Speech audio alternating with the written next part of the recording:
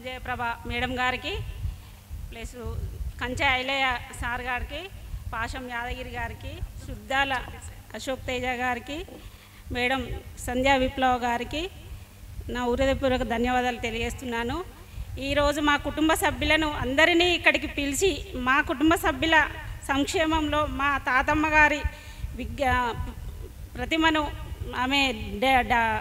ఆమె చేసిన పోరాటాన్ని ఒక జ్ఞాపకగా ఇక్కడ ముందు తరాలకు చదువుకునే విద్యార్థులకు విద్యార్థినులకు అందరికీ ఆదర్శనీయంగా వాళ్ళు ఒక చాకల ఐలమ్మలాగా ముందుకు వెళ్ళి ధైర్య సాహసాలతో ముందుకు వెళ్ళాలని. ఎందుకంటే ఇప్పుడు జరిగే సమాజంలో మహిళలకు ఎలాంటి చట్టము న్యాయాలు జరగడం లేవు, చాలామంది అమాయకంగా బలి అయిపోతున్నారు.